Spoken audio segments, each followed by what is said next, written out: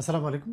সম্মানিত সুধী, একজন ইয়ং ছেলে আমাদের কাছে এসছে, যার বেশ কিছুদিন যাবতই বারবার পেট ব্যথা হচ্ছে এবং খাওয়ার পর অনেক সময় পেট ব্যথা এবং প্রচণ্ড বমিও হচ্ছে।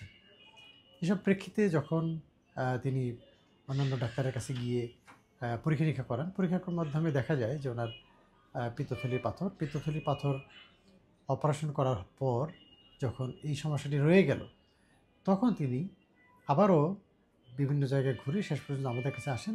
আসার পর আমরা দেখলাম এমআরসিপি নামে একটি পরীক্ষা করালাম।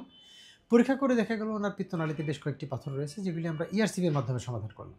তো এটি হচ্ছে গুরুত্বপূর্ণ একটি বিষয় যে অনেকের দেখা যায় যে পিত্তথলি পাথরের কারণে ডান পাশে পেটের উপরের দিকে এবং পিঠের দিকেও অনেক সময় ব্যথা অনুভূত হয়।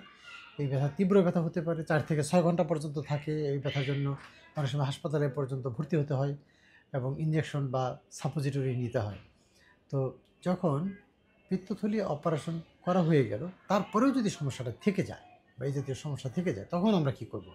তখন আজকের মেসেজ হচ্ছে এটি যে কারো পিত্তথলি অপারেশন যাদের হয়েছে অথবা হয়নি, পিত্তথলিতে যাদের পাথর হয়েছে, তাদের কারো পিত্তনালীতেও পাথর থাকে, যেটি প্রথমের দিকে ধরা না পড়লেও পরবর্তীতে বিশেষায়িত পরীক্ষা যেমন এমআরসিপি, এন্ডোস্কোপিক আল্ট্রাসাউন্ড এসবের মাধ্যমে নির্ণয় করা যায় এবং ইআরসিপির মাধ্যমে এটি সমাধান করা যায়। ধন্যবাদ সবাইকে আমাদের সাথে থাকার জন্য।